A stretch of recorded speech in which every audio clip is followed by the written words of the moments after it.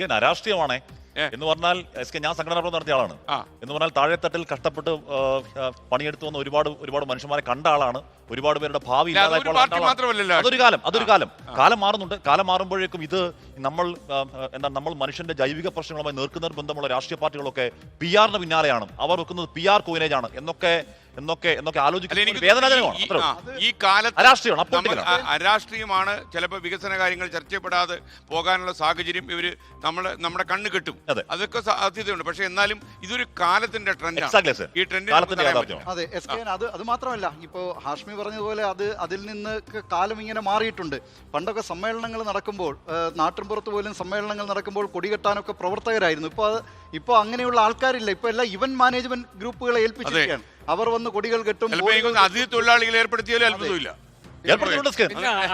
അണികളെയും കാര്യത്തിലും അങ്ങനെ തന്നെയാണ്. പൈസ കൊടുത്ത് കൊണ്ടുവരുന്ന സംവിധാനം. മാത്രമല്ല നമ്മളിപ്പോ സിനിമ ഇറങ്ങുമ്പോൾ തിയേറ്ററിലേക്ക് 2-3 ദിവസം ആളുകളെ പൈസ കൊടുത്ത് കൊണ്ടുവരാൻ, ടിക്കറ്റ് കൊടുത്ത് ഫ്രീ ആക്കി കൊണ്ടുവരുത്തി ഈ നല്ല ചിത്രമാണെന്ന് ഇംപ്രഷൻ ഉണ്ടാക്കി സോഷ്യൽ മീഡിയയിലൊക്കെ പ്രചരിപ്പിച്ച് ഇപ്പൊ 3 ദിവസം കയറ്റിയില്ലെങ്കിൽ നടന്മാർ പിണങ്ങും. അങ്ങനെയുള്ള ഒരു കാലത്താണ് നമ്മൾ ജീവിക്കുന്നത്. അപ്പോൾ നമ്മൾ എന്തായാലും ഈ PR ഒരു റിയാലിറ്റിയാണ്. PRDയുടെ D നമ്മളിവിടെ ചർച്ച ചെയ്തിട്ടില്ല എന്നുകൂടി പ്രിയപ്പെട്ട പ്രേക്ഷകർ ഓർമ്മിക്കുക.